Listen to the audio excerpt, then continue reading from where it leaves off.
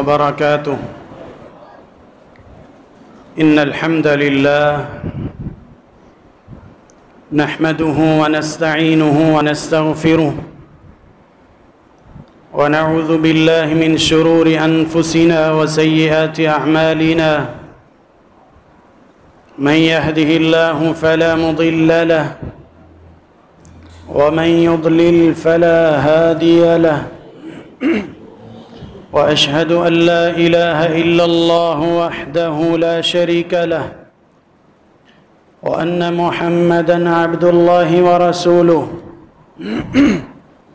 أما بعد فإن أحسن الحديث كتاب الله وخير الهدي هدي محمد صلى الله عليه وسلم وشر الأمور محدثاتها وكل محدثة بدعة وكل بدعة ضلالة وكل ضلالة في النار. اللهم صل على محمد وعلى آل محمد كما صليت على إبراهيم وعلى آل إبراهيم إنك حميد مجيد. اللهم بارك على محمد وعلى آل محمد كما باركت على إبراهيم وعلى آل إبراهيم إنك حميد مجيد. يا أيها الذين آمنوا اتقوا الله حق تقاته ولا تموتن إلا وأنتم مسلمون. يا أيها الناس اتقوا ربكم الذي خلقكم من نفس واحدة وخلق منها زوجها وبث منهما رجالا كثيرا ونساء. واتقوا الله الذي تساءلون به والأرحام إن الله كان عليكم رقيبا. يا أيها الذين آمنوا اتقوا الله وقولوا قولا سديدا يصلح لكم أعمالكم ويغفر لكم ذنوبكم ومن يطع الله ورسوله فقد فاز فوزا عظيما. أما بعد فقال سبحانه في محكم التنزيل: أعوذ بالله من الشيطان الرجيم ولا تموتن إلا وأنتم مسلمون. صدق اللہ العظیم. احباب گرامی قدر، مکرم بھائیوں، دوستوں اور عزیز بزرگوں، نہایت ہی قابل قدر تشریف لانے والی میری اسلامی ماں بہنوں، اللہ رب العزت کا لاکھ لاکھ شکر ہے کہ اس ذات گرامی نے دنیا کائنات کی بہترین جگہوں میں سے ایک خوبصورت اور بہترین جگہ پر خالصتاً اپنے سامنے جھکنے کے لیے حاضر ہونے کی توفیق سے نوازا. رب ذوالجلال بار بار حاضر ہونے کی توفیق و ہمت عطا فرمائے اور ہم سب کی حاضری اپنی رضا سے مقبول فرمائے.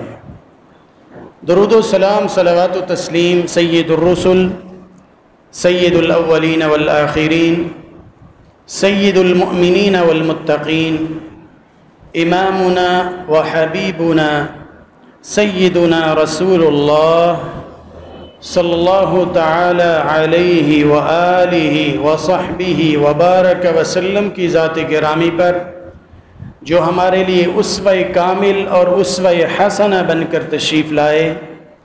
رب کائنات اس عظیم پیغمبر کی صورت اور سیرت کو اپنانے والا بنا دے. سامعین مکرم، کسی بھی معاملے یا کام کا آغاز بلا شبہ اہم ہوتا ہے، لیکن اس حقیقت سے مفر نہیں کہ آغاز سے زیادہ اہم اس کا اختتام ہوتا ہے. اگر آغاز میں کوئی کمی بیشی ہو جائے، بعد میں معاملے میں محنت کر کے درست کر لیا جائے، اختتام اچھا ہو جائے، خواہ وہ کاروبار کا ہو یا معاملہ کھیل کا ہو یا کسی اور میدان کا، آغاز سے بڑھ کر کون سی چیز اہم ہے جی؟ بول سکتے ہیں میرے ساتھ؟ آغاز سے بڑھ کر کیا اہم ہے؟ اس کا اختتام، اس کا اینڈ۔ ان چیزوں اور معاملات میں سے، امور میں سے اگر ہم اپنی زندگی کا شمار بھی کریں تو میری اور آپ کی زندگی کا معاملہ بھی یہی ہے۔ بلا شبہ ساری زندگی خوبصورت زاویے سے گزارنی چاہیے، لیکن اگر زندگی میں کمی بیشی ہوتی چلی جائے، کوتاہیاں پائی جائیں، معاملات بگڑ جائیں، بعد میں اصلاح کر لی جائے اور اختتام اچھا ہو جائے، اپنے آپ کو بندہ سیدھی راہ پہ گامزن کر لے اور اسی حالت میں ہی صراط مستقیم پہ چلتا چلتا رب سے جا ملے، وہ شخص کامیاب ہو جاتا ہے، کیونکہ اس کا اختتام اچھا ہے۔ کیوں کامیاب ہے؟ کیونکہ اس کا اختتام اچھا ہے۔ آپ اپنے دائیں بائیں اور اپنی عملی زندگی میں دیکھ لیجئے، اگر کھیل دیکھنے اور کھیلنے والے موجود ہیں، سارا کھیل ہی بڑے شوق سے دیکھتے ہیں، لیکن جو آخری اوورز ہوتے ہیں نا، کھیلنے والوں کے لیے بھی بڑے اہم ہوتے ہیں اور شائقین کے لیے بھی بڑے اہم ہوتے ہیں۔ کیوں؟ اس پہ قسمت کا فیصلہ ہونا ہے، سارے کھیل کا دار و مدار اور انحصار اسی پر ہے، آخری گیندوں اور آخری اوورز کے اوپر ہے۔ سیاست کی بات ہے، وہ بھی ایسے ہے، تعلیم کا معاملہ ہے تو ایک طالب علم کے لیے وہ بھی ایسے ہی ہے، اگر سارا سال محنت کرے تو دی بیسٹ، بہت خوب، لیکن اگر کہیں پہ کمی بیشی موجود ہو، معاملہ گڑبڑ ہے، آخر میں زیادہ محنت کر لیتا ہے، اپنی کمی کوتاہی کو چھپا لیتا ہے اور اس کا رزلٹ اچھا آ جائے، اس کا سی جی پی اچھا بن جائے، تو جو سیمسٹر کے آغاز میں پریشانی لاحق ہوئی ہوتی ہے چھپ جاتی ہے یا نہیں چھپ جاتی؟ چھپ جاتی ہے۔ حضرت انسان کی زندگی بھی ایسی ہے، ساری زندگی خوبصورت ہونی چاہیے، ساری زندگی اللہ کی طرف جھکاؤ ہونا چاہیے، لیکن عرض اور ادباً عرض ہے کہ جس سے کمی بیشی ہو جائے پھر بھی گھبرانا نہیں ہے، پریشان نہیں ہونا۔ اللہ کا قرآن بھی یہ سمجھاتا ہے، پیارے پیغمبر صلی اللہ علیہ وآلہ وسلم کا فرمان مبارک بھی یہی رہنمائی کرتا ہے، آج بھی اپنے اوپر محنت کر لیجئے اور آخری زندگی کو بہتر کر لیجئے، زندگی کی آخری لمحات کو سنوار لیجئے۔ اللہ سے دعا کرتے ہیں اللہ ہم سب کی زندگی کو سنوار دے، اللہ ساری زندگی کو بہتر بنا دے، بالخصوص خاتمہ اچھا فرما دے۔ اللہ کا قرآن کہتا ہے، اعوذ باللہ من الشیطان الرجیم، یا ایہا الذین آمنوا اتقوا اللہ حق تقاتہ ولا تموتن الا وانتم مسلمون۔ اللہ سے ڈرتے رہو اور یوں ڈرو جیسے ڈرنا چاہیے، ڈرنے کا حق ہے۔ ولا تموتن الا وانتم مسلمون، آپ کو موت اسی حالت میں آنی چاہیے کہ آپ مسلمان ہوں، آپ خود کو مسلمان کہہ سکتے ہوں اور مسلمان بن کر جائیں یہاں سے۔ اللہ جی ہمیں تو نہیں پتا ہم نے کب واپس چلے جانا ہے، کیوں جی کسی کو پتا ہے؟ واپسی کنفرم ہے لیکن خبر نہیں ہے کب ہو جائے، کہاں پہ زندگی کی شام ہو جائے، اللہ ہمیں تو معلوم نہیں ہے۔ اور آپ فرماتے ہیں کہ یہاں سے جب جانا ہے تو مسلمان بن کے جانا ہے، کہا یہی تو بات سمجھانا ہے، ہر وقت مسلمان بن کر رہو، کیونکہ ہر وقت مسلمان جو رہتا ہے وہی زندگی کا اختتام یوں کرتا ہے، کہ مسلمان ہوتا ہے اور اللہ کے پسندیدہ بندوں میں اس کا شمار ہونے لگتا ہے۔ واپسی بڑی اہم ہے، حسن خاتمہ بڑا اہم ہے۔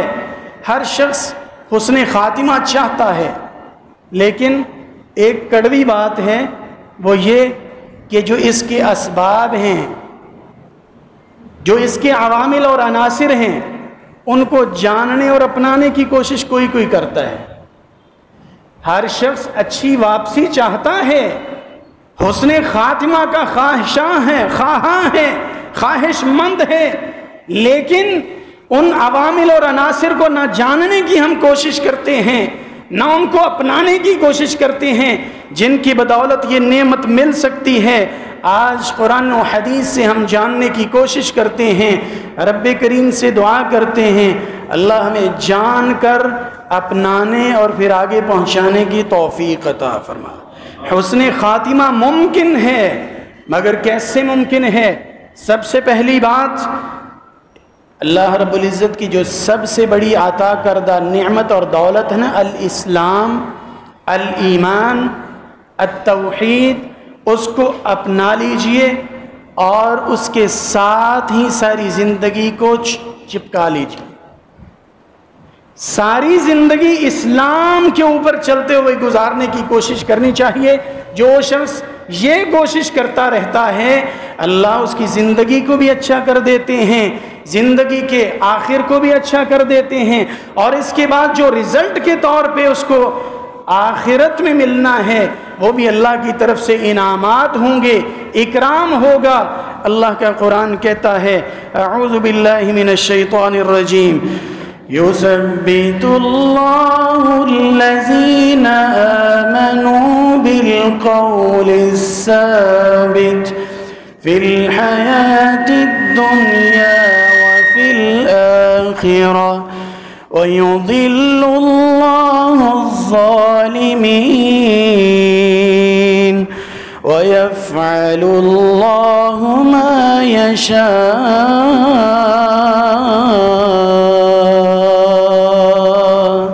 اللہ ثابت قدم ان کو رکھتا ہے، کامیاب ان کو فرماتا ہے جو اپنے آپ کو ایمان کے ساتھ جوڑ لیتے ہیں۔ اللہ ہم سب کو ایمان کی دولت سے مالا مال فرمائے۔ رسول اللہ صلی اللہ علیہ وآلہ وسلم نے فرمایا، حضرات حسن خاتمہ کے بارے میں کبھی یوں بھی سوچا کرو کہ اللہ کے نبی صلی اللہ علیہ وآلہ وسلم کے اس فرمان کا ہمارے اوپر اپلائی ہونا ممکن ہے یا نہیں؟ کیا ہم بھی ان میں شامل ہیں یا نہیں جن کے بارے میں اللہ کے نبی نے یہ فرمایا ہے، اذا اراد اللہ بعبد خیرا استعملہ۔ اللہ کے نبی صلی اللہ علیہ وسلم فرماتے ہیں، جب بندے کے ساتھ اللہ بھلائی کا ارادہ فرماتے ہیں اس کو اللہ استعمال فرماتے ہیں۔ استعمل یستعمل، عمل میں لگا دینا، استعمال کرنا۔ صحابہ کہتے ہیں اللہ کے پاک نبی علیہ السلام، وَكَيْفَ يَسْتَعْمِلُهُ، اللہ اس کو کیسے معمور فرماتے ہیں، استعمال کیسے فرماتے ہیں، اس کا انداز کیا ہوتا ہے؟ اللہ کے نبی صلی اللہ علیہ وآلہ وسلم فرماتے ہیں، يُوَفِّقُهُ لِلْعَمَلِ الصَّالِحِ قَبْلَ الْمَوْتِ، زندگی میں کمی بیشی تو ہر انسان سے ہوتی ہے، موت سے پہلے اللہ اس کو عمل صالح کی توفیق عطا فرما دیتے ہیں، اور عمل صالح پہ چلتا ہوا ہی وہ اللہ سے ملاقات کر لیتا ہے۔ عمل صالح کی توفیق مل جانا، صراط مستقیم پہ چلنے کی مہلت مل جانا، توفیق مل جانا، یہ اللہ کی طرف سے بہت بڑی نعمت اور خوشخبری ہے۔ اللہ یہ خوشخبری ہم سب کی قسمت میں فرما دے، کیونکہ یہ بھی ایک حقیقت ہے کہ نبی علیہ الصلاۃ والسلام نے فرمایا، یہ بات خوشخبری کی بھی ہے اور ڈرنے کی بھی ہے۔ فرمایا ایک شخص عمل کر رہا ہوتا ہے اور اچھے اعمال کر رہا ہوتا ہے، لیکن لیس بینہ وبینہا الا ذراع، جنت اور اس شخص کے درمیان صرف ایک ہاتھ کا فاصلہ باقی رہ جاتا ہے۔ فیسبق علیہ الکتاب، اللہ رب العزت نے اس کی تقدیر جو لکھی ہوئی ہے، جو اس نے کرنا تھا وہ اللہ نے لکھا ہوا ہے. یہ بات سمجھنے کی ہے. یہ نہیں کہ جو اللہ نے لکھ دیا وہ ہم کرنے پہ مجبور ہیں، بلکہ جو ہم نے کرنا تھا وہ اللہ نے اپنے علم غیب اور کامل قدرت کے ساتھ لکھ دیا، تحریر فرما دیا. فرمایا اس کی قسمت یوں بگڑتی ہے، اچھے اعمال کر رہا ہے، جنت میں داخل ہونے ہی والا ہے، ایک قدم کا فاصلہ باقی ہے، اس سے ایسا گناہ سرزد ہوتا ہے جس کی وجہ سے جنت کی بجائے جہنم میں گر جاتا ہے. والعیاذ باللہ. شیطان دشمن ہے. زندگی میں اس سے ہر وقت پناہ مانگتے رہنا چاہیے. کوئی موقع خالی نہیں جانے دیتا. کبھی بھی یہ انسان سے غافل نہیں ہوتا، کبھی بھی یہ اس کے خیر کی بات نہیں سوچتا. اور دوسرے فرمان میں فرمایا ایک شخص بری ڈگر پہ چل رہا ہے، لوگ سمجھتے ہیں کتنا برا ہے، لوگ سمجھ رہے ہوتے ہیں کتنے برے اعمال ہیں اس کے، لیکن قسمت میں اللہ نے اتنی خوشخبری لکھ دی، لیس بینہ وبینہا الا ذراع، جہنم میں گرنے ہی والا ہوتا ہے، ایک ہاتھ کا فاصلہ باقی رہ جاتا ہے. اللہ اس پہ یوں کرم فرماتے ہیں، ایسا عمل کروایا کہ اللہ رب العزت نے جنت اس کے نام فرما دی. ایسا ہوتا ہے. ایک شخص آیا دوڑتا ہوا اور سواری کو دوڑاتا ہوا آیا، یا رسول اللہ صلی اللہ علیہ وسلم، آپ اللہ کے نبی ہیں، سنا ہے آپ خیر کی تعلیم دیتے ہیں. فرمایا جی ہاں بالکل درست بات ہے. کہا پھر اچھی اچھی باتیں بتا دیجئے. جانتے ہیں نا جو سادہ لوگ ہوتے ہیں نا دیہاتی طبیعت کے، وہ شارٹ کٹ باتیں کرتے ہیں، شارٹ کٹ راستے پوچھتے ہیں دنیا کی کامیابی کے بھی اور اخروی کامیابی کے. کہتے ہیں کوئی اچھی اچھی بات بتا دیں، کوئی اچھی باتیں بتا دیں، کوئی خلاصہ بتا دیں، زندگی سنور جائے. اللہ کے نبی صلی اللہ علیہ وسلم نے عقائد کے بارے میں فرمایا، ارکان اسلام کے بارے میں تعلیم دی کہ سادہ سا دین یہ ہے کہ رب کو ایک مانا جائے اور مجھے آخری پیغمبر اور اس کا بندہ تسلیم کیا جائے، نماز کا اہتمام ہو، اللہ کے لیے خرچ کیا جائے، اگر استطاعت ہو تو بیت اللہ کا حج بھی کیا جائے، رمضان المبارک کے روزے رکھے جائیں، اخلاقیات کو سنوار کے زندگی گزاری جائے. یہی تو دین اور اس کا خلاصہ ہے. عزم کیا اس میں عمل کروں گا. سواری کو واپس کیا. صحابہ کرام بھی دیکھ رہے ہیں اور اللہ کے پاک نبی صلی اللہ علیہ وآلہ وسلم بھی دیکھ رہے ہیں. چند قدم ابھی سفر طے کیا ہے، سواری بدکتی ہے، یہ گر جاتا ہے، گردن ٹوٹ جاتی ہے. اللہ کے پاس چلا گیا، ابھی کچھ عمل کیا بھی نہیں ہے، ساری زندگی اللہ سے بیگانے ہو کے گزاری ہے. اللہ نے خیر اس طرح فرمائی ہے، ایک لمحہ پہلے اسلام قبول کیا ہے اور عزم کیا ہے عمل کرنے کا، اور اللہ کے نبی صلی اللہ علیہ وسلم کی زبان سے جنت اس کے نام کر دی جاتی ہے. ایسا بھی ہوتا ہے. اس لیے بھائیوں، زندگی میں کوئی کمی کوتاہی ہو گئی ہے، زندگی میں کوئی بھی پریشانیاں ہو گئی ہیں اعمال کے حوالے سے، کردار کے حوالے سے، کوئی بات نہیں، آج بھی میرے اور آپ کے پاس وقت موجود ہے. آج اپنے آپ کو سیدھا کر لیجئے. اللہ سبحانہ و تعالی مجھے اور آپ کو اپنے محنت کرنے کی توفیق عطا فرمائے.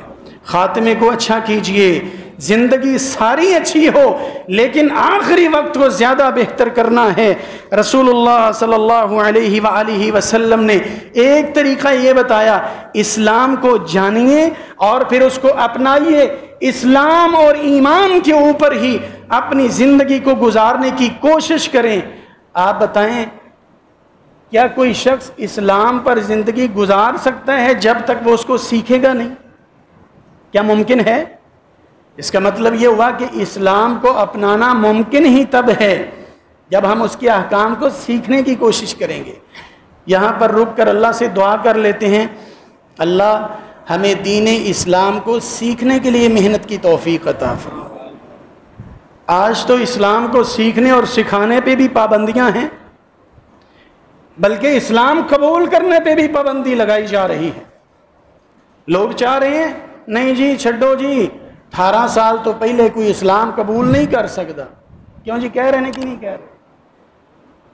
اسلام کی تاریخ تو یہ ہے، ایک 17 سال کا جوان ایک علاقے کو فتح کر رہا ہے اور محمد بن قاسم کہلاتا ہے، اور آپ کہتے ہیں 18 سال سے پہلے پابندی ہونی چاہیے، اسلام کے قریب بھی کوئی نہ آئے، اسلام نہ کوئی سیکھے، نہ کوئی سکھائے، نہ کوئی اس کو اپنائے۔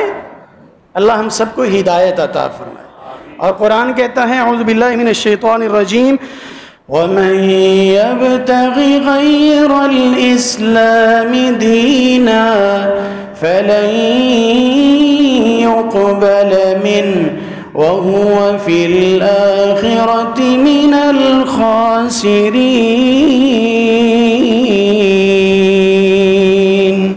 اللہ کو پسند ہی صرف الاسلام ہے، جو اسلام کے علاوہ کوئی اور راستہ لے کر آئے گا قبول نہیں کیا جائے گا، یہاں پر بھی وہ گھاٹے میں ہیں اور قیامت کے دن بھی وہ خسارہ پانے والوں میں شمار کیا جائے گا۔ اللہ ہم سب کو الاسلام اور الایمان کی دولت سے مالا مال فرمائے۔ کہاں سے لائیں عبداللہ ابن احمد کو جو معاشرے میں یہ بات سنائے اور معاشرے کو بتائے اسلام اور مسلمان ہونا کتنی بڑی نعمت ہے؟ جب دیکھا یہ مؤذن ہے اور غلاف کعبہ کے ساتھ چمٹا ہوا ہے اور کہہ رہا ہے اللہم، الفاظ پہ غور کیجئے گا، اللہم اخرجنی من الدنیا، اللہم اخرجنی من الدنیا مسلمہ۔ کس حالت میں ہے؟ متعلقا باستار الکعبہ، کعبہ کے ساتھ چپکا ہوا ہے، چمٹا ہوا ہے، اور ایک ہی دعا کیے جا رہا ہے، اے اللہ مجھے دنیا سے جب نکالیے گا تو مسلمان کر کے نکالیے۔ پوچھنے والے نے پوچھا آپ کی کوئی اور خواہش نہیں ہے؟ کوئی آپ کی ضرورت نہیں ہے؟ آپ کی کوئی اور ڈیمانڈ نہیں ہے؟ میں آپ کو دیکھ رہا ہوں مسلسل ایک ہی دعا کر رہے ہیں، کچھ اور بھی مانگ لیجئے، یا اس کی کوئی خاص حکمت اور وجہ ہے؟ کہنے لگا اس کی بہت بڑی وجہ ہے، اس کے پیچھے ایک لاجک ہے، اس کے پیچھے ایک فلسفہ ہے، ایک بہت بڑا سبب ہے، وہ یہ کہ میں بھی مؤذن، میرا بڑا بھائی بھی مؤذن، 40 سال تک لوگوں کو نماز کی دعوت دیتا رہا اور کہتا رہا حی علی الصلاۃ، حی علی الفلاح، آؤ کامیابی کی طرف، آؤ رب کو منانے کے لیے مسجد کا رخ کرو۔ آخری وقت جب آیا نا، جب اس کو نصیحت کی گئی، قرآن قریب کیا گیا، قرآن پڑھ کر سنایا گیا، بآواز بلند کہنے لگا میں قرآن کو نہیں مانتا، نعوذ باللہ، جو قرآن کے اندر لکھا ہوا ہے میں اس کو نہیں مانتا، سب کچھ غلط اور جھوٹ لکھا ہوا ہے، اور اللہ کے پاس چلا جاتا ہے، کیونکہ واپسی تو کنفرم ہے، کس حالت میں کہاں پہ ہو جائے۔ کہتے ہیں اس کے بعد میں یہی دعا کرتا ہوں اللہم اخرجنی من الدنیا مسلمہ، اللہ مسلمان کر کے مارنا، کچھ نہیں اور چاہیے۔ وَلَا تَمُوتُنَّ إِلَّا وَأَنْتُمْ مُسْلِمُونَ، لوگوں مسلمان ہو کر مرنا، اس کے لیے محنت کرنے کی اللہ ہم سب کو توفیق عطا فرمائے۔ یہ ایمان ہی تھا نا۔ عبداللہ ابن مسعود رضی اللہ تعالی عنہ شاگرد بیان کرتے ہیں جب اس ایمان کے پہاڑ کو دفن کیا گیا، یہ ان کا ایمان کا ہی سارا وزن تھا۔ آپ نے سنا ہوگا نا کہ عبداللہ ابن مسعود رضی اللہ تعالی عنہ درخت پہ چڑھے ہیں مسواک اتارنے کے لیے، تیز ہوا چلی، آندھی، اور دبلی پتلی ٹانگیں ہیں، دبلا پتلا جسم، کانپنے لگ گئے۔ صحابہ کرام رضوان اللہ علیہم اجمعین ہنسنے لگے، مسکرانے لگے کہ کیسا کمزور ہمارا بھائی ہے، مزاح کے طور پر۔ آپ صلی اللہ علیہ وسلم فرمانے لگے مما تضحکون، کس وجہ سے ہنسے جا رہے ہو؟ او من دقت ساقی، کیا پنڈلیوں کے کمزور اور دبلا پتلا ہونے سے ہنس رہے ہو؟ واللہ انہما لاثقلان فی المیزان من جبل احد، ایمان کی وجہ سے عبداللہ کا اتنا وزن ہے، پنڈلیوں کو نہ دیکھو آج، اگر وزن کیا جائے اللہ کے ہاں اس کی پنڈلیاں اللہ کی قسم احد پہاڑ سے بھی زیادہ وزنی ہیں۔ کہاں سے آیا وزن؟ ایمان کا وزن ہے۔ اور شاگرد بتاتے ہیں عبداللہ ابن مسیب، سعید ابن مسیب رحمہ اللہ رحمتا واسعہ، دفنا دیا گیا ہے عبداللہ ابن مسعود کو رضی اللہ تعالی عنہ، لوگ کھڑے ہیں، دعا کی گئی، اللہ کے سپرد کیا گیا، اور اچانک سنائی دیا، ایک کونے سے ایک طرف سے آواز سنائی دے رہی ہے، یا ایتھا النفس المطمئنہ ارجعی الی ربک راضیۃ مرضیہ فادخلی فی عبادی وادخلی جنتی۔ اے مطمئن جان، جاؤ، اللہ تجھ پہ راضی ہو گیا ہے، اللہ کے بندوں میں شامل ہو جائیں اور اللہ کے جنت کے وارث بن جائیں۔ ادھر دیکھا، ادھر دیکھا، دائیں بائیں دیکھا، آواز کہاں سے آ رہی، کون سے ساتھی پڑھ رہے ہیں، لیکن پڑھنے والا دکھائی نہیں دیا، پڑھنے والا دکھائی نہیں دیا۔ کیوں؟ کیونکہ کوئی فرد وہاں موجود ہی نہیں تھا، یہ تو رب کی طرف سے بشارت کے طور پہ سنایا گیا، لوگوں کو بتایا گیا، جو ایمان کے ساتھ رہتا ہے، جو اسلام کو اپنا کے زندگی گزارتا ہے، زندگی بھی اچھی گزرتی ہے اور آخری گھڑیاں بھی اچھی ہوتی ہیں اور آخرت کی زندگی بھی سنور جاتی ہے۔ اللہ سبحانہ و تعالی ہمیں ایمان کو مضبوط کرنے کے لیے محنت کی توفیق عطا فرمائے۔ دوسرا سبب اور انداز جس کی وجہ سے حسن خاتمہ ممکن ہو سکتا ہے، زندگی کے لمحات سنور سکتے ہیں، آخرت بھی سنور سکتی ہے، وہ یہ کہ اللہ سبحانہ و تعالیٰ کے ذکر کو عبادت سمجھ کر تو کرنا ہی ہے، عادت بھی بنا لیجیے۔ ذکر کو عبادت بھی سمجھیے اور عادت بھی بنائیے۔ سادہ سے لفظ ہے نا، اور قرآن کی زبان سے اگر کہیں، قرآن کہتا ہے کثرت سے ذکر کرنے والے بن جاؤ۔ الذین یذکرون اللہ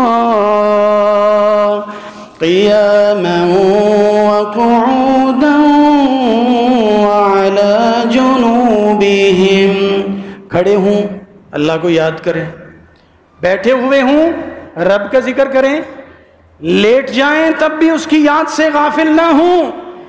یذکرون اللہ قیاما وقعودا وعلی جنوبہم، کثرت سے ذکر کرنے والے بن جاؤ۔ جو اللہ کا ذکر کثرت سے کرتا ہے، اللہ کی قسم زندگی سنور جاتی ہے، آخری لمحات بھی خوشنما بن جاتے ہیں، خوبصورت بن جاتے ہیں، اور آخرت بھی سنور جاتی ہے۔ ہماری تو عادت ذکر سے غافل ہونے کی ہو چکی ہے نا، گھر ہیں تو بھی اللہ کے ذکر سے غافل ہیں۔ نتیجہ کیا ہے؟ شیطان کا غلبہ اور تسلط ہو گیا۔ پھر ہم شکوہ کرتے ہیں، جی شیطانی وسوسے آتے ہیں، اللہ کے ذکر کو اپناتے نہیں، اور شکوہ کیا ہے؟ بچے بیمار رہتے ہیں، ڈر لگتا ہے، گھر میں گھبراہٹ سی محسوس ہوتی ہے، دل کو چین نہیں ملتا ہے، اور نسخے کو ہم نے خود چھوڑ رکھا ہے۔ الذین یذکرون اللہ قیاما وقعودا وعلی جنوبہم، کثرت سے اللہ کے ذکر کو اپنائیے۔ جو عادت ہوتی ہے حضرات، ہم سب نے یہ دیکھا بھی ہے، جانچا بھی ہے، مشاہدہ بھی کیا ہے، بندے کی جو عادت ہوتی ہے نا، جو زبان سے کثرت سے الفاظ ادا ہوتے ہیں، گھبراہٹ کے عالم میں عموماً وہی الفاظ ادا ہوتے ہیں، پریشانی کے عالم میں عموماً وہی الفاظ ادا ہو جاتے ہیں، لاشعوری میں، نہ جانتے ہوئے، نہ سوچتے ہوئے۔ اور ہم سب نے اپنی عادت کیا بنا لی؟ سب سے مراد معاشرے کے اکثر افراد ہیں۔ آپ تو بڑے خوبصورت لوگ ہیں ماشاءاللہ، اللہ ہمیں ذکر اور فکر والی زندگی عطا فرمائے۔ معاشرے کے بہت سارے لوگ ذکر سے بیگانے، گالی کو عادت بنایا ہوا ہے۔ غیبت کو عادت بنایا ہوا ہے، کسی کی ٹانگوں کو کھینچنا عادت بنایا ہے، کسی کے کردار پہ بولنا اپنی عادت بنایا ہوا ہے۔ آپ دیکھ لیجئے، کوئی بھی ڈر کا موقع آئے، حادثے کا موقع آئے، فوراً زبان سے کیا لفظ ادا ہوتے ہیں؟ جو اس کی عادت ہوتی ہے، جو اکثر وہ ادا کرتا ہوتا ہے۔ ایک شخص نے جب اپنا تجربہ اور مشاہدہ بتایا تو میرے اور آپ کے لیے نصیحت کی بات میں اضافہ ہو گیا۔ کہتا ہے میں درود پڑھتا ہوں۔ کیا پڑھتا ہوں جی؟ درود پڑھتا ہوں۔ پوچھنے والے نے پوچھا آپ کثرت سے درود کیوں پڑھتے ہیں؟ ابھی آپ ٹیکسی ڈرائیور گاڑی چلاتے ہیں اور گاڑی چلانے والوں کے موسٹلی حال آپ دیکھتے ہیں۔ آپ ڈرائیور ہیں، آپ کی عادت درود پڑھنا ہے کثرت سے، کیا اس کا کوئی خاص فائدہ دیکھا ہے یا اس کے پیچھے کوئی سبب ہے؟ کہتا ہے اس کے پیچھے بہت بڑا سبب ہے۔ میرا بڑا بھائی، اس کی زندگی میں یہ روٹین تھی، اس کی جاب تھی، اس کا کام تھا، کاروبار تھا کہ وہ لوڈنگ کا کام کرتا تھا۔ چیز کو اٹھایا اور لوڈ کیا، گن کر اس کو کاؤنٹ کرتے ہوئے 1 2 3 4۔ کہتے ہیں جب میں نے دیکھا آخری وقت اور آخری لمحات ہیں، وہ کچھ بول رہا ہے، ہونٹ حرکت کر رہے ہیں، میں نے کان لگایا، قریب کیا تو وہ وہی الفاظ دہرائے جا رہا تھا جو اس کی عادت ہوتی تھی، 1 2 3 4، اور اس کے بعد اللہ کے پاس چلا گیا۔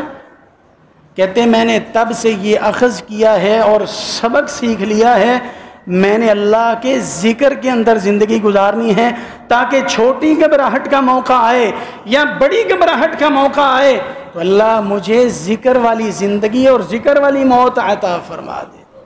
میں یہ سوچ کر پڑھتا ہوں۔ اور ہاں، ایسے لوگ گزرے ہیں جو لا الہ الا اللہ کی تعلیم دیتے تھے، حدیث سکھاتے تھے۔ ابھی کچھ مہینوں کی بات ہے، ایک شیخ جب لیکچر ڈیلیور کر رہے تھے، ویڈیو کیمرے نے بھی ریکارڈ کیا ہے، اور قرآن سنا رہے تھے، حدیث کی تعلیم دے رہے، اور حدیث بھی کون سی؟ کہہ رہے ہیں اللہ کے پاک نبی صلی اللہ علیہ وسلم کا فرمان گرامی ہے، من کان آخر کلامہ لا الہ الا اللہ دخل الجنہ، جس کا آخری بول لا الہ الا اللہ ہوا وہ جنت میں چلا جائے گا۔ جب یہاں پہ پہنچے لا الہ الا اللہ، پھر اس کو دہرایا، 3 مرتبہ یہ کلمات کہتے ہیں اور سٹیج کے اوپر ہی سانس ختم ہو جاتی ہے، اللہ کے مہمان بن جاتے ہیں۔ زندگی حدیث میں گزری ہے، زندگی تعلیم میں گزری ہے، زندگی اس حدیث کے فروغ میں گزری ہے، قرآن سکھاتے ہوئے گزری ہے، اور آپ سنتے نہیں ہیں، آپ نے دیکھا نہیں ہے۔ ابھی 1-2 ہفتے گزرے ہوں گے، عبد المتین اصغر صاحب ایک عالم ربانی ہیں، مخلص انسان انشاءاللہ، جب سٹیج پہ اللہ کا قرآن پڑھ رہے ہیں، صحابہ کرام کی شان اور دفاع میں قرآن کی آیت پڑھ رہے ہیں، اولئک الذین امتحن اللہ قلوبہم للتقوی لہم مغفرۃ واجر عظیم۔ صحابہ کرام تو وہ لوگ ہیں جن کا امتحان، جن کا پیپر اور ٹیسٹ خود اللہ نے لیا ہے، اور رزلٹ یہ اناؤنس کیا کہ ان کے دلوں میں تقوی موجود ہے، اور اعلان فرما دیا لہم مغفرۃ واجر عظیم۔ یہ عالم ربانی یہ الفاظ کہتا ہوا ہی گر جاتا ہے اور اللہ کا مہمان بن جاتا ہے۔ اگر آخر میں آخری لمحات میں کوئی علامت لوگوں کو دیکھنے کو مل جائے تو یہ نور علی نور ہے، لیکن یہ بات ضروری بھی نہیں ہوتی کہ آخر میں کوئی ایسی بات دیکھنے کو ملے، بلکہ قرآن کا جو فلسفہ ہے وہ یہ ہے کہ جب وہ آخرت کی طرف جا رہا ہے، دنیا کو چھوڑ رہا ہے، تو اس کا آخر میں جو راستہ اور منہج ہونا چاہیے جو اس کا طریقہ ہونا چاہیے زندگی گزارنے کا وہ اچھا ہونا چاہیے۔ اللہ سے دعا کریں اللہ ہمارا طریقہ اور منہج صحیح فرما دے۔ اللہ کی طرف جاتے ہوئے اللہ کے احکام کو ماننے والے ہم بن جائیں۔ رسول اللہ صلی اللہ علیہ وآلہ وسلم نے ذکر کی بڑی توجہ دلائی ہے ذکر کی طرف۔ فرمایا وہ شخص تو مردہ ہے، کیا لفظ ہے جی؟ مردہ ہے، حالانکہ وہ زندہ ہے۔ ہمیں نظر آتا ہے چلتا ہوا، بیٹھتا ہوا، کھاتا ہوا۔ فرمایا مثل الذی یذکر ربہ والذی لا یذکر مثل الحی والمیت، جو ذکر نہیں کرتا، سانسیں چل رہی ویسے تو اللہ کے نزدیک وہ مردہ ہے، کوئی اہمیت نہیں ہے۔ اللہ ہمیں ذکر اور فکر والی زندگی عطا فرمائے۔ آگے بڑھتے ہیں، حسن خاتمہ کیسے ممکن ہے، ہم اس نعمت سے کیسے مستفید ہو سکتے ہیں؟ اللہ کے نبی صلی اللہ علیہ وآلہ وسلم نے سمجھایا ہے، لوگوں مخلص بن جاؤ، دلوں میں اخلاص پیدا کرو، جو کرو صرف اللہ کے لیے کرو۔ جو اپنے دل میں یہ جذبہ پیدا کر لیتا ہے اللہ اس کو بھی حسن خاتمہ کی نعمت سے مالا مال فرما دیتے ہیں۔ جو کام کرنا ہے اللہ کے لیے کرنا ہے۔ شیطان یہاں پر بھی بڑا داؤ لگاتا ہے، نیکی کے کام کروائے گا لیکن شہرت کا جذبہ ڈال دے گا، دل میں تشہیر کی بات، تشہیر کا ولولہ، واہ واہ کی تڑپ پیدا ہو جاتی ہے، لوگوں کی بات اور کمنٹ سن کر دل تسکین پانے لگتا ہے، نیکی کر رہا ہے لیکن اخلاص سے فارغ ہو چکا ہے۔ کیا ہوگا قیامت کے دن؟ رسول مکرم صلی اللہ علیہ وآلہ وسلم نے فرمایا قیامت کے جن جہنم کو جن بد نصیبوں سے تپایا جائے گا، آغاز کیا جائے گا، ان میں وہ شخص بھی ہوگا جس کو رب کے سامنے لایا جائے گا، پوچھیں گے اللہ کیا کیا میرے لیے؟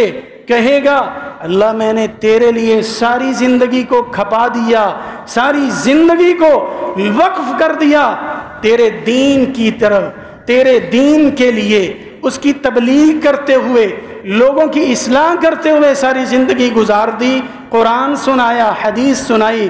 اللہ کے نبی صلی اللہ علیہ وسلم فرماتے ہیں اللہ سبحانہ و تعالی فرمائیں گے آپ نے اس لیے قرآن پڑھا، آپ نے اس لیے تبلیغ کی، آپ نے اس لیے تعلیم دی، آپ نے اصلاح میں اس لیے وقت کو صرف کیا لِيُقَالَ إِنَّهُ قَارِئٌ، تاکہ تجھے بہت بڑا قاری تصور کیا جائے، بہت بڑا عالم ربانی جانا جائے، بہت بڑا سکالر سمجھا جائے۔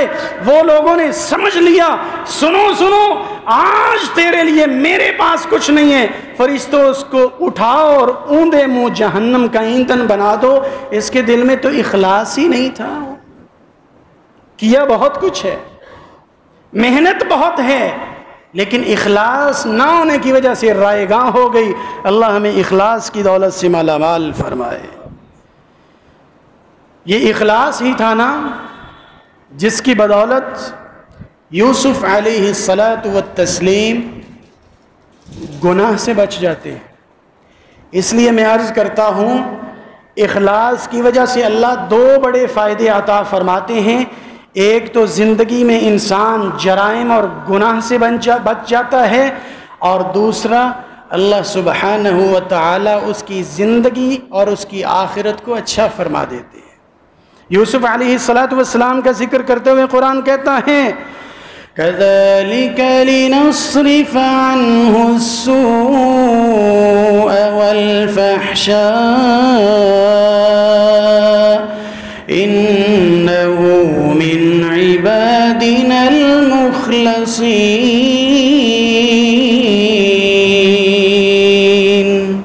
یوسف علیہ السلام بڑے مخلص تھے، اس لیے ہم نے ان کو برائی اور بے حیائی سے محفوظ فرما لیا۔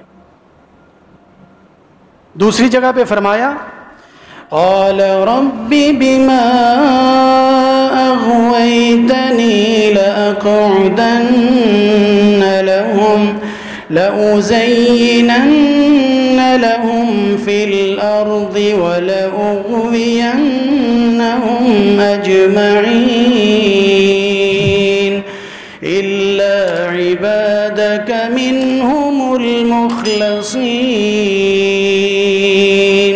شیطان قسمیں اٹھا کے کہہ رہا ہے اے رب ذوالجلال، اللہ کی قسم ہے، تیرے جلال کی قسم ہے، میں لوگوں کو گمراہ کرتا رہوں گا، لَأُزَيِّنَنَّ لَهُمْ، ان کے لیے میں راہوں کو سجاتا رہوں گا، اعمال برے کر خوبصورت بنا کے ان کے قریب کرتا رہوں گا، وَلَأُغْوِيَنَّهُمْ أَجْمَعِينَ، سب کو گمراہ کرنے کے لیے محنت کروں گا، إِلَّا عِبَادَكَ مِنْهُمُ الْمُخْلَصِينَ، جن کے دلوں میں اخلاص ہوگا وہ بچ جائیں گے، ان پہ میری طاقت نہیں چلے گی۔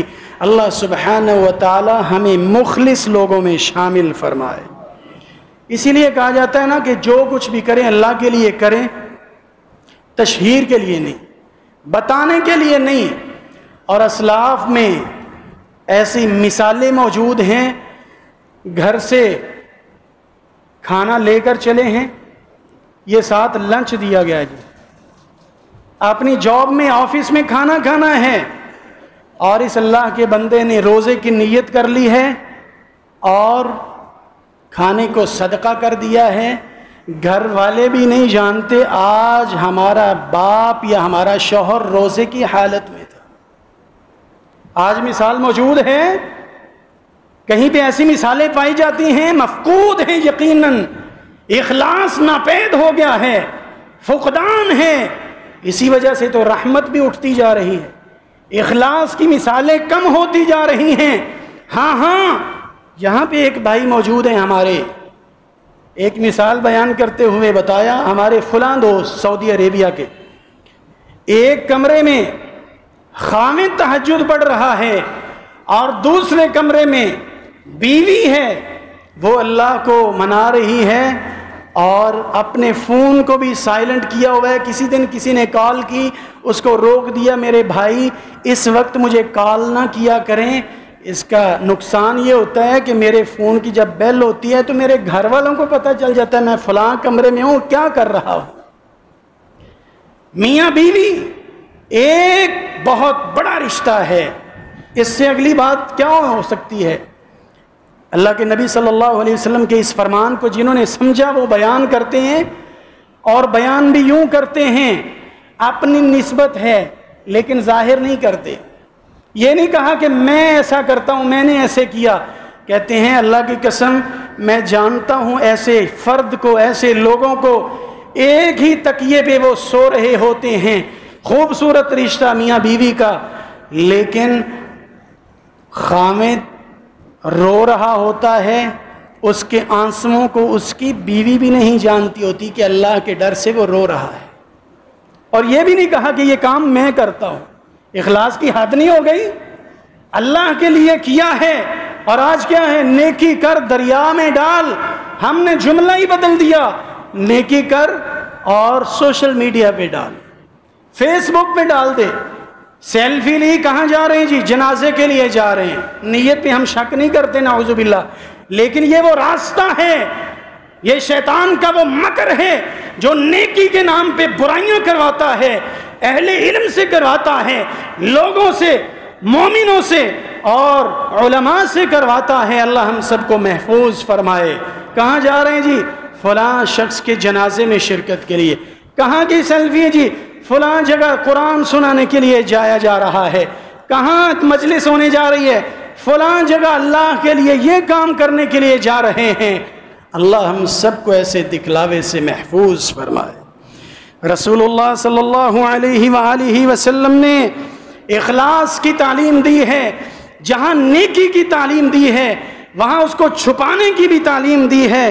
اسی لیے اسلاف کہا کرتے تھے، بھائی نصیحت کرتا ہوں، ایک عمل تو ضرور آپ کا ایسا ہونا چاہیے جو صرف آپ جانتے ہوں اور آپ کا رب جانتا ہو۔ عربی زبان میں اس کو کہا جاتا ہے الخبیہ، چھپی ہوئی بات، چھپا ہوا راز۔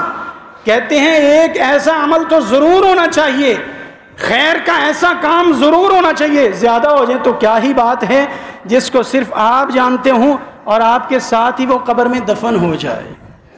اور اسی لیے نصیحت کرنے والے نے کہا هل لك سر عند الله بينك أنت وبين الله هل لك صدقات تخفى لا يعلمها إلا الله.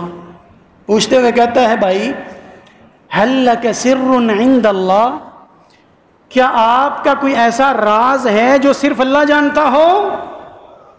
هل لك سر عند الله بينك أنت وبين الله.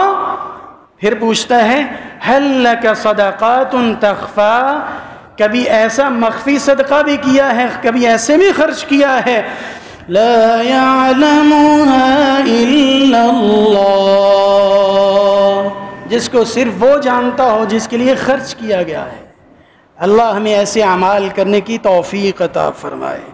جو ایسے کرتا ہے دنیا میں بھی ظلم سے بچ جاتا ہے اور آخری لمحات بھی اچھے ہو جاتے ہیں اور آخرت بھی سنور جاتی ہے. اللہ اپنے مخلص بندوں میں ہم سب کو شامل فرمائے.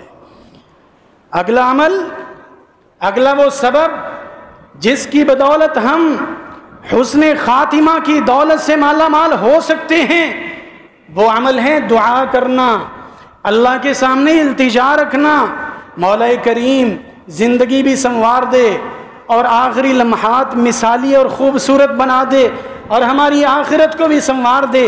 دیکھتے نہیں ہیں اللہ کے نیک بندوں کا ذکر کرتے ہوئے ان کی دعا کو اور الفاظ کو کیسے قرآن میں بیان کیا گیا ہے. توفنا مسلمین وألحقنا بالصالحین.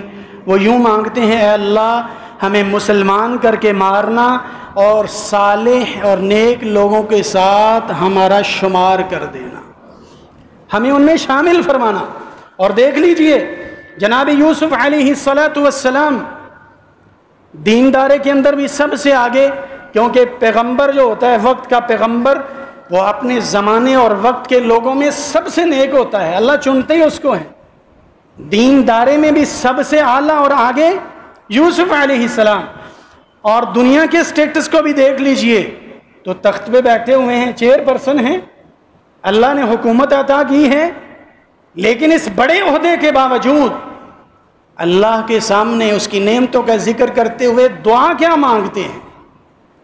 غور کا مقام ہے میرے اور آپ کے لیے کہ یہ دعا اور بات اتنی اہم ہے کہ یوسف علیہ السلام سب کچھ ہونے کے باوجود اللہ سے ادباً یہ مانگ رہے ہیں. کہتے ہیں رب قد آتیتنی من الملک وعلمتنی من تأویل الاحادیث فاطر السماوات والأرض أنت ولي في الدنيا والآخرة توفني مسلما وألحقني بالصالحين. اللہ تو نے آسمان و زمین کو پیدا کیا، ساری طاقتیں تیری ہیں، اور یہ بھی مانتا ہوں تو نے مجھے بڑا عالم بنا دیا، خوابوں کی تعبیر سکھا دی، تو نے ہی مجھے کرسی عطا فرمائی. اللہ انت ولی فی الدنیا والآخرہ. دہرا سکتے ہیں میرے ساتھ الفاظ تاکہ سبق مجھے اور آپ کو یاد ہو جائے.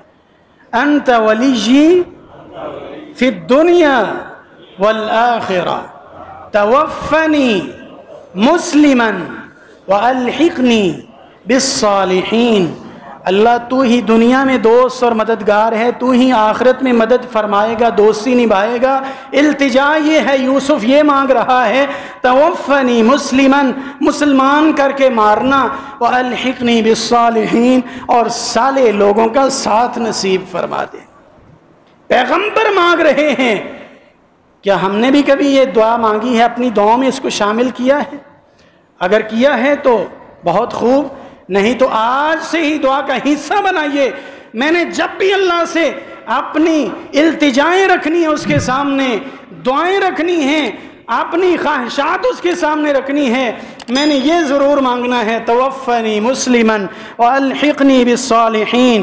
اللہ مجھے مسلمان کر کے مارنا، مجھے نیک لوگوں کا ساتھ نصیب کرنا.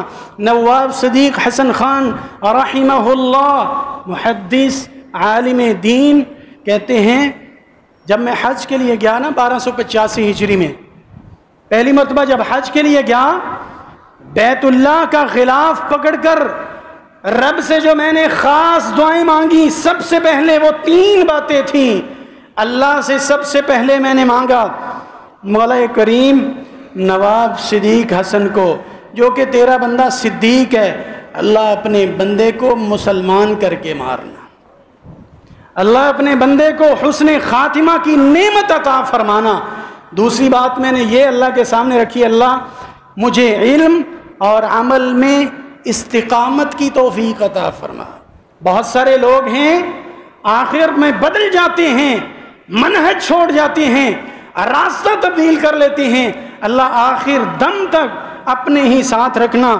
اور تیسری بات میں نے یہ اللہ کے سامنے رکھی، اللہ مجھے اتنی روزی اور رزق حلال عطا فرما دینا، مجھے کسی کی محتاجی نہ ہو، کسی کا محتاج نہ بنوں. اللہ اس قدر میرے رزق حلال میں برکت دے دے، کسی کا محتاج نہ بنوں.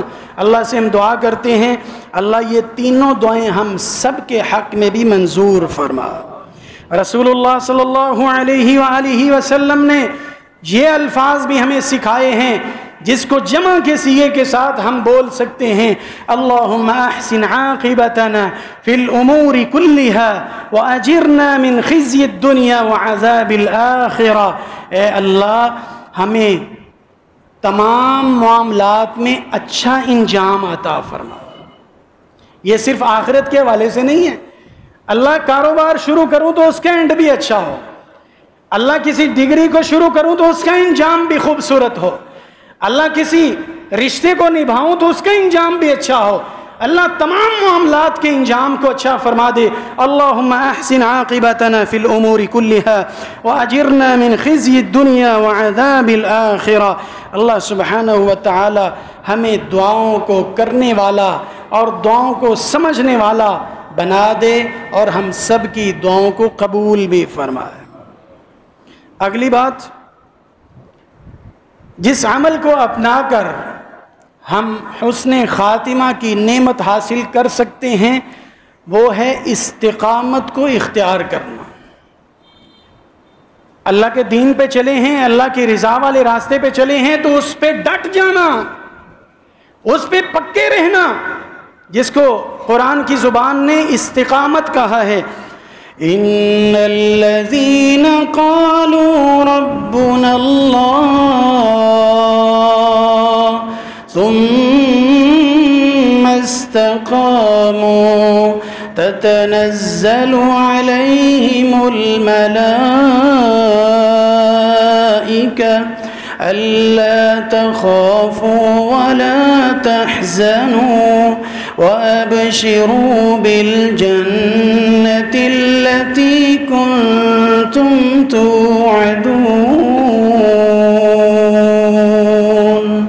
فرمایا جو مستقیم رہتے ہیں، ڈٹ جاتے ہیں دین کے اوپر، دنیا تو چھوڑنی ہی ہے، ادھر دنیا سے جا رہا ہوتا ہے، تتنزل علیہم الملائکہ، فرشتے اسپیشل اترتے ہیں اور اسے بشارت سناتے ہیں. کہتے کیا ہیں؟ اللہ تخافوا ولا تحزنوا وابشروا بالجنة التي كنتم توعدون نحن اولیاؤکم فی الحیاة الدنیا وفی الآخرہ. اے اللہ کے دوست مطمئن ہو جاؤ، گھبرانے کی کوئی ضرورت نہیں ہے، پریشان ہونے کی کوئی ضرورت نہیں، غم زدہ ہرگز نہیں ہونا. اللہ کی طرف سے بشارت آئی ہے، استقامت کی وجہ سے، پختہ رہنے کی وجہ سے ہم تمہارے دوست ہیں، اور اللہ فرماتے ہیں جنت آپ کے نام کی جا چکی ہے اور فرمایا نحن اولیاؤکم فی الحیات الدنیا وفی الآخرہ، یہاں بھی جو سانسیں باقی ہیں ہم تمہارے دوست ہیں، وفی الآخرہ، آخرت میں بھی دوستی نبھائیں گے، وَلَكُمْ فِيهَا مَا تَشْتَهِي أَنفُسُكُمْ وَلَكُمْ فِيهَا مَا تَدَّعُونَ، وہاں پر پہنچو گے جو چاہو گے عطا ہو جائے گا۔ اللہ سبحانہ و تعالیٰ کے پیغمبر صلی اللہ علیہ وسلم نے استقامت کی فضیلت بیان کرتے ہوئے کہا اللہ کے نزدیک وہ اعمال زیادہ خوبصورت ہوتے ہیں، زیادہ افضل ہوتے ہیں، خواہ وہ حجم میں تھوڑے ہی ہوں، تعداد اور مقدار میں تھوڑے ہی ہوں، لیکن استقامت کے ساتھ کیے جائیں۔ گویا کہ اسلام کی جو طبیعت ہے وہ ہے استقامت، پکے رہنا۔ یہ نہیں اگر نمازیوں کی صحبت ملی 5 کی بجائے 6 نمازیں شروع کر دی، تہجد بھی ہو گئی شروع، اشراق کے نفل بھی چل رہے ہیں، اگر صحبت بدلتی ہے تو فرائض کا بھی اہتمام ختم، اللہ کو یہ پسند نہیں ہے۔ استقامت کا جو مزاج ہے یہ اصل میں دین چاہتا ہے، اسلام کی ڈیمانڈ ہے۔ اللہ کے نزدیک وہ اعمال زیادہ قدر و منزلت والے ہیں ادومھا، جن پہ ہمیشگی کی جائے۔ اسی لیے رسول اللہ صلی اللہ علیہ وآلہ وسلم نے بعض لوگوں کو زیادہ عمل کرنے سے بھی روک دیا تھا کہ آج بہت زیادہ نیکیوں میں آگے آگے آگے، پھر اس قدر تھک جاتے ہیں کہ یہ بھی شیطان کا ایک انداز ہوتا ہے، وہ تھکا گئے پھر یو ٹرن ان کو دلواتا ہے اور کہتے ہیں واپس چلو، بندہ تھک ہی جاندہ ہے جی، انہیاں نیکیاں تو نہیں نہ ہوندیاں جی۔ اس لیے اسلام کا مزاج کیا ہے؟ تھوڑا تھوڑا کرتے رہو لیکن اس پہ پکے رہو۔ اسی لیے سفیان بن عبداللہ الثقفی رضی اللہ تعالی عنہ اللہ کے نبی صلی اللہ علیہ وسلم کے پاس پہنچے، کہا یا رسول اللہ قل لی فی الاسلام قولا لا اسأل عنہ احدا بعدک، اللہ کے پاک نبی کوئی ایسی بات بتائیں کہ آپ کے بعد مجھے اس کے بارے میں کسی سے پوچھنا نہ پڑے۔ شارٹ کٹ پوچھا، مختصر، 100 ہاتھ رسا تے سرے تے گنڈ۔ اللہ کے نبی صلی اللہ علیہ وسلم فرماتے ہیں قل آمنت باللہ ثم استقم، سفیان کہو میں اللہ پہ ایمان لایا پھر اس پہ ڈٹ جاؤ، ہوائیں آئیں، آندیاں آئیں، حالات بدلیں، لوگ اعتراض کریں یا نہ کریں، لوگ ساتھ رہیں یا ساتھ چھوڑ دیں، لوگ باتیں کریں یا تعریف کریں، آپ نے اپنے آپ کو ایمان اور اسلام سے موڑنا نہیں ہے۔ اسلام کا مزاج یہ نہیں آج پہلی صف میں اور کل فرض بھی چھوٹ گئے۔ ہاں ایسے لوگ موجود ہیں، ہمارے ایک محترم نمازی، اللہ ان کو ہدایت عطا فرمائے، اللہ ان کی مدد فرمائے، بعض دفعہ وہ سنتوں میں اس قدر محنت کرنے لگتے ہیں، پہلی صف میں امام کے پیچھے پہنچے، لاٹھی کو پاس رکھا، جی میں یہ سنت سمجھ کے پاس رکھتا ہوں، پگڑی بھی ہے، ٹوپی بھی ہے، داڑھی کو بھی معاف کر دیا، اور پہلی تکبیر سے بھی پہلے پہنچے، اور کچھ دنوں کے بعد، کچھ وقت کے بعد پوچھا آپ غائب رہتے ہیں، حلیہ بھی بدل چکا ہے، داڑھی کو معافی دی تھی پھر اس کو پکڑ لیا ہے، گرفت کر لیا، اس کی معافی ختم، ایک وقت کے لیے معافی تھی، پگڑی والی سنت کہاں ہے، سر ڈھانپنے والی سنت کہاں ہے، بس اسے اعراض کر لیا ہے، نمازوں میں میرے بھائی نہیں آتے ہو، بس راستہ بدل لیا ہے۔ اللہ ہم سب کو استقامت فی الدین عطا فرمائے۔ استقامت بہت بڑا وصف ہے، استقامت اللہ کے دین پہ پختگی۔ اللہ سبحانہ و تعالی ہمیں ساری زندگی دین پر گزارنے کی توفیق عطا فرمائے اور دین کے اوپر چلتے ہوئے ہی اپنی آخرت کے سفر کو شروع کرنے کی توفیق عطا فرمائے۔ سبحان ربک رب العزت عما یصفون، سلام علی المرسلین والحمد للہ۔ ان الحمد للہ، الصلاة والسلام علی رسول اللہ وعلی آلہ وصحبہ اجمعین، اما بعد۔ سامعین و حاضرین، حسن خاتمہ کی دولت بہت بڑی دولت ہے، ہم سب اس نعمت سے مستفید ہونا چاہتے ہیں، لیکن اس کے لیے محنت کرنے والے کم لوگ ہیں۔ خطبہ میں یہی سبق سنایا گیا، یہی عرض کیا گیا کہ اللہ کے دین کو سیکھیے اور اس کو اپنائیے اور اس پہ ہمیشگی اختیار کیجیے، اپنی زندگی کو ذکر اور فکر والی زندگی بنائیے، اللہ کے ذکر کو اپنائیں اور پھر اپناتے ہی چلے جائیں، دیکھیے پھر اس کا انعام کیا ملتا ہے۔ سعودی عربیہ کی ایک معروف اور مشہور بات، ایک شخص سادہ لو انسان، سادہ طبیعت کا شخص مسجد میں آئے، کہنے لگے مولانا شیخ مجھے کوئی دین کی بات بتا دے جو مجھے فائدہ بتائے، فائدہ دے، ایسی بات سکھا دیں جو مجھے فائدہ دے، فائدے والی کو گل دس دیو۔ قاری صاحب نے ان کو ایک حدیث سنائی، میرے بھائی اللہ کا قرآن بڑا وسیع ہے اور فرمان رسول بھی موجود ہیں، لیکن ایک چھوٹی سی بات سکھا دیتا ہوں۔ اللہ کے نبی صلی اللہ علیہ وسلم نے فرمایا کلمتان حبیبتان الی الرحمن خفیفتان علی اللسان ثقیلتان فی المیزان سبحان اللہ وبحمدہ سبحان اللہ العظیم۔ دو کلمات ایسے ہیں، دو جملے ایسے ہیں، زبان پہ تو نہایت ہلکے ہیں، ادا آسانی سے ہو جاتے ہیں، قیامت کو بڑا ان کا وزن ہوگا اور اللہ کو بڑے محبوب اور پسند ہیں، وہ ہیں سبحان اللہ وبحمدہ سبحان اللہ العظیم۔ انہوں نے بات پلے باندھ لی اور زندگی کا یہ شیڈول بنا لیا۔ آفس میں پہنچے، میٹنگ ہونے لگی ہے تب بھی، کوئی نجی مجلس ہے تب بھی، گھر میں کوئی ملنے آیا ہے تب بھی، اگر وہ کہیں مہمان ٹھہرے ہیں تب بھی، سفر میں ہیں تب بھی، حضر میں ہیں تب بھی، سب سے پہلے وہ کہتے میرے بھائی، باقی باتیں آگے چلتی رہیں گی، میں آپ کو ایک بات سناؤں۔ اللہ کے نبی صلی اللہ علیہ وسلم نے فرمایا ہے دو کلمات اللہ کو بڑے پسند ہیں، ادا تو آسانی سے ہو جاتی ہیں، ان کا وزن قیامت کے دن ترازو میں بڑا ہے اور اللہ کو پسند بڑے ہیں، وہ ہیں سبحان اللہ وبحمدہ سبحان اللہ العظیم۔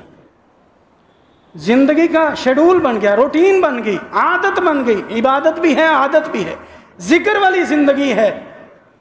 گھر والے کہتے ہیں آخری وقت آیا، بیمار پڑ گئے، ہاسپٹل چلے گئے، وینٹیلیٹر پہ ہیں، بے ہوش پڑے ہیں، تقریباً 1 ہفتہ بیمار اور بے ہوش رہے، اور اس کے بعد ڈاکٹر صاحب سامنے موجود ہیں، کہتے ہیں اچانک ہوش میں آئے اور کہنے لگے یا طبیب، اے ڈاکٹر صاحب آپ جانتے ہیں قال رسول اللہ صلی اللہ علیہ وسلم، اللہ کے پاک نبی کا فرمان گرامی ہے کلمتان حبیبتان الی الرحمن ثقیلتان فی المیزان خفیفتان علی اللسان سبحان اللہ وبحمدہ سبحان اللہ العظیم۔